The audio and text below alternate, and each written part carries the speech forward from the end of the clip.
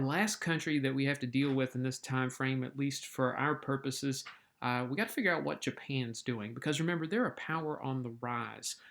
They had modernized in the late 19th and early 20th century to avoid being stripped of their resources, what little resources they had.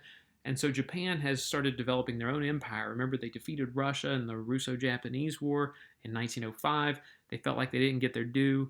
They went to the World War I Paris Peace Conference. They had helped take some German colonies in the Pacific, so they felt like they deserved something other than just the colonies. They wanted status as a world power. They wanted racial equality mixed into the Treaty of Versailles. It never happened.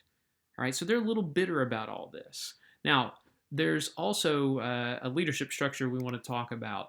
The Japanese flag at the time, the empire, the rising sun. The sun, very important to Japanese religious belief, Shinto. They believe that the sun was the original god and that their emperor, Emperor Hirohito, his family descended from the sun. He was part man, part god.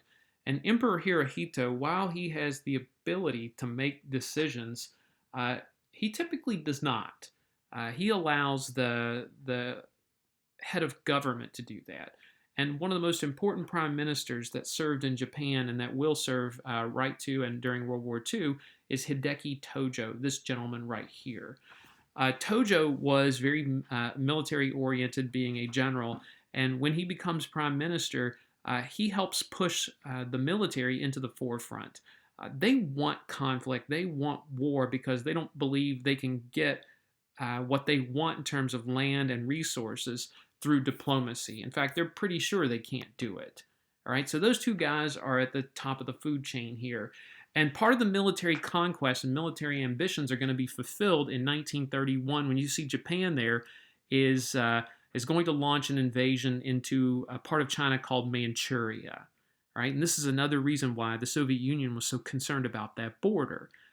Japan invades and they take Manchuria. And the reason they take it is because it's rich in natural resources and it's very sparsely defended.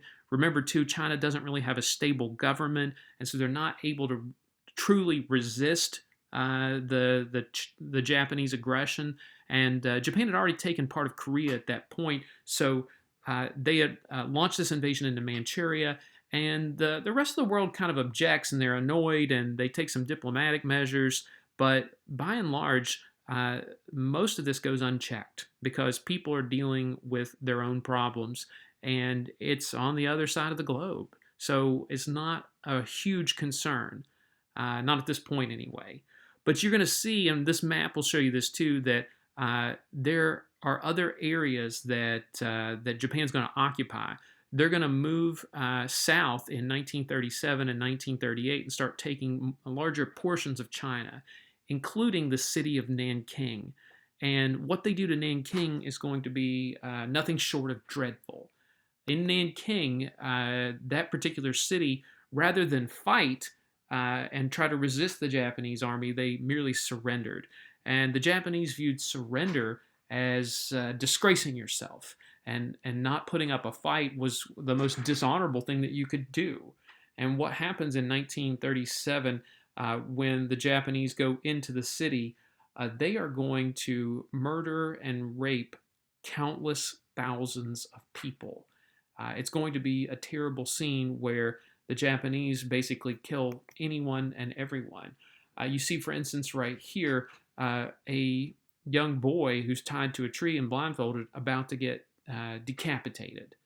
Many officers thought it would be interesting to have decapitation contests to see how many people they could decapitate. Not only that, but people and corpses, if you were barely alive or you were a corpse, the Japanese would use you for bayonet practice. That way they could get some work in and they didn't have any respect for you or your body because you surrendered. You also see horrible scenes like this where they would bury people alive. Not only that, but the Japanese, you see right here, they're lining up people to simply just shoot and kill if they were in a particular hurry. You also see here a massive number, later on, a mass grave of people. that are uncovered. They estimate that somewhere in about a 6 month period in 1937, somewhere between 250 and 350,000 people are murdered. And unfortunately, they call it the rape of Nanking not only because of the murders, but actual rapes that are perpetrated against Chinese men, women, and children. Terrible things that I wouldn't even put into this lecture, but if you look them up, it's pretty bad. They estimate that in that same 6 month period, somewhere between 30 to 40,000 people are raped, and it's pretty awful. Now, this starts to wake people up to the reality of what Japan is all about at this point, and so there's some real concerns. The United States finally steps up and starts embargoing, and remember, an embargo is a refusal to trade. They start severing certain diplomatic relationships, including their trade relationship with Japan. And at first, there are certain goods they stop trading that aren't that big a deal, but eventually the United States will include in their embargo oil, and that is a huge deal. What you see right here is a cartoon at the time displaying the importance of American oil that went to Japan. And you see that when you see Uncle Sam there stepping on the hose and also putting a knot in the hose to prevent oil from going there. And you see the Japanese soldier using it to fuel a tank that represents, quote unquote, the Japanese war machine. And so now Japan realizes they're in trouble.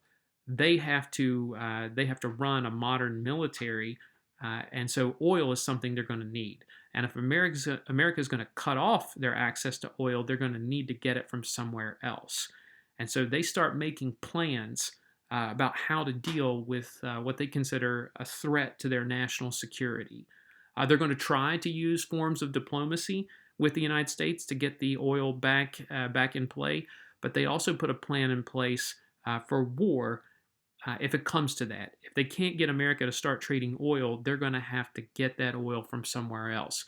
And so Japan starts plotting to not only attack the United States, but start colonizing heavily in Southeast Asia to get the resources they need.